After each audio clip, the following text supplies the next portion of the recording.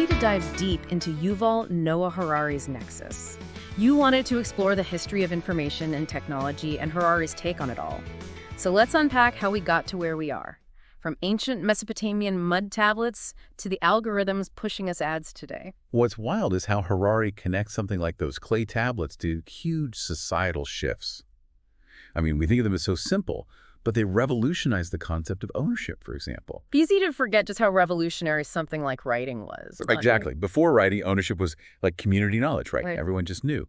But those tablets, with their marks, made it tangible, made it a record. Imagine a farmer holding up this piece of mud as proof. It's a huge shift from oral agreement to written proof.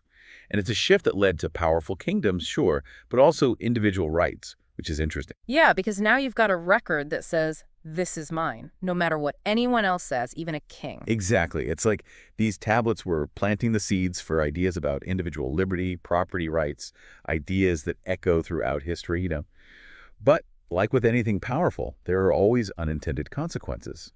Writing may have empowered individuals, but it also centralized power.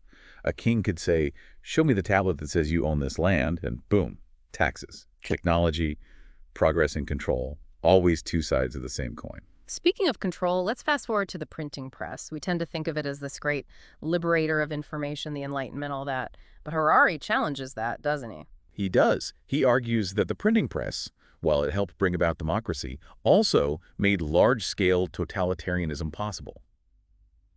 Actually, he says that neither would have been possible without it, which is a fascinating thought. That's a bold claim. How so? Well, think of ancient Rome. Small-scale democracy. Worked in places like Athens where citizens could easily gather, debate. But as Rome grew, communication became a huge barrier. It wasn't that Roman emperors were anti-democracy. It's that it was just unmanageable without the tech to connect a sprawling empire. And then the printing press explodes onto the scene, and mass communication is suddenly possible. Exactly. The ability to crank out books, pamphlets, newspapers quickly and affordably, it's a revolution in how information spreads. For good or bad, of course. It fuels democratic movements, gives people access to new ideas, helps them organize, but it also gives a loudspeaker to totalitarian regimes for propaganda, right? Controlling the narrative. And the example you mentioned earlier, the European witch hunts, is a chilling illustration of this. It's hard to believe something so horrific could be fueled by the printing press. It's chilling, really. The Malleus Maleficarum, the Hammer of Witches, was published in the late 1400s as the printing press is taking off. And this book, it's just full of absurd claims about witches, but thanks to the printing press, it spreads like wildfire. And it wasn't just some fringe theory either. This had a real impact. Absolutely. This book, with the might of the printing press behind it, led to the torture and execution of tens of thousands of people accused of witchcraft, mostly women. It shows that free information doesn't automatically mean enlightenment. It can also mean amplifying misinformation, fear, mass hysteria even. A stark reminder that technology isn't inherently good or bad. It's how we use it that matters. Exactly. And we're seeing this play out again today with social media and AI all over again. But before we get to that, it's important to understand how the printing press also helped bring about a whole new way of thinking. A way of thinking rooted in evidence, in questioning established ideas. The scientific revolution. Exactly. The printing press helped create the perfect conditions for it to flourish.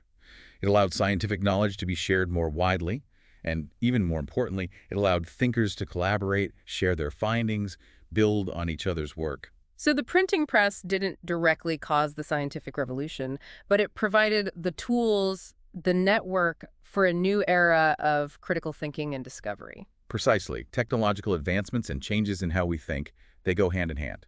And that's something to keep in mind as we enter the age of AI. Like those technologies before it, AI presents us with both opportunities and challenges. Absolutely, and the stakes might be even higher this time around. It feels almost as momentous as the arrival of the printing press, this AI thing. It really does. Yeah. And just like the printing press, AI has the power to totally reshape our world in ways we probably can't even imagine yet, Harari's point is the potential benefits are huge, sure, but the risks are huge too.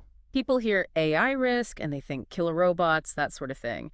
But Harari is more worried about something quieter, but maybe more insidious. Yeah. This erosion of democracy through how information is manipulated. Exactly. It's already happening. In a way, think about social media, right? Algorithms already shape what we talk about, often without us even realizing it. Yeah, it's easy to forget those algorithms are designed to keep us scrolling, clicking, not necessarily to keep us informed. Right. And this is where AI gets really interesting. It's not just about keeping you on the platform. An AI-powered algorithm, it can micro-target us with information, showing us exactly what will hit our biases, our weaknesses to get a reaction. You end up in these echo chambers, hearing the same things over and over again, and that makes reasoned debate almost impossible. And that's scary for democracy. It's true. If you're not paying for the product, you are the product, as they say. Hmm. And we become the product of these algorithms, even if it comes at the expense of healthy debate, critical thinking. Exactly. And then there's the issue of, like, AI-generated content. How do you even know what's real anymore? It's getting harder to tell online. It's like what we were saying before about the witch hunts, right? It's not just about information being free. It's about whether that information is true and how it's used, how it can be used to mislead. Exactly. And with AI, that misleading, that manipulation, it happens at a scale and with the sophistication we've never even seen before. Harari uses this phrase, counterfeit humans. AI is so good, it can impersonate real people online, spreading misinformation, causing chaos, making us distrust everything and everyone. Counterfeit humans is a chilling thought, I have to say. It's like we're losing our grip on reality. If we can't even agree on the basic facts, how can we, begin to solve problems together? It's the question, right? It keeps Harari up at night, and not just because of truth and lies online, but what this means for surveillance, control. It goes way beyond online. You're not just talking about ads that feel a little too personal, are you? No, this is bigger. Harari says that for the first time, it's technically possible to have total surveillance everywhere, all the time. Governments or corporations monitoring every move we make, online, offline, everything. Harari gave that example of AI surveillance being used in Iran, didn't he? He did. It's a scary example of where this is headed. Amnesty International reported on this system in Iran. It uses AI and facial recognition to identify women who aren't wearing headscarves, and they get these messages threatening them with legal action, even that their cars will be taken away. It's like a dystopian novel come to life, using AI to enforce social control like that. And that tech, not limited to Iran, to authoritarian regimes, any government, even ones we think of as democratic, could use AI in similar ways, right? Tracking citizens, enforcing laws in biased ways, silencing anyone who disagrees. It's like we're sleepwalking into a surveillance state, thinking it's for our own good, for security, for efficiency, but at what cost? Exactly. Harari argues we have to be so careful. You need to set clear limits on how AI is used, or we risk losing our freedoms, our autonomy. And then there's the really big one, algorithmic takeover. Algorithmic takeover. Okay, I'm going to need you to break that one down. What does that even mean? It's this idea we get so used to algorithms running things, making choices for us, big and small, that we kind of cede control. Picture a future where an AI decides who gets a loan, who gets medical treatment, all these life-altering decisions, and it's all based on these algorithms we don't understand, can't control. So we're handing over the keys to society, to a system with zero human judgment, compassion, accountability. And that's what makes AI so different. It's not just a tool, it's a decision maker. It's making choices that affect our lives, and we might not even realize it's happening until it's too late. It's both incredible and terrifying, this potential. Before we descend into complete despair, though, let's talk solutions. Is there a way to use AI for good and avoid these risks? Harari thinks so. But it'll take work, a real collective effort. He's a big proponent of international cooperation, that we need global solutions because this isn't just one country's problem. International cooperation, always easier said than done, though, right? Especially these days. True, but as Harari points out, nobody wants to see AI become this out-of-control force. So there's common ground there, a shared interest in putting up safeguards against what he calls algorithmic takeover. So even with global tensions, there's room for everyone to work together on, say, ethical guidelines for AI research, regulations to stop AI weapons, things like that, to make sure humans stay in control. Exactly. We have to start thinking of AI the way we think about climate change, nuclear weapons, a global threat, needing global solutions, treaties, institutions, the whole shebang. A call for world leaders to step up in a way we've never really seen before. That's it. And it's not just on them, on governments. Harari also talks about what we can do, you and me, as individuals. Okay, so what can we do with all this powerful technology around us? Should we all learn to code? Is that it?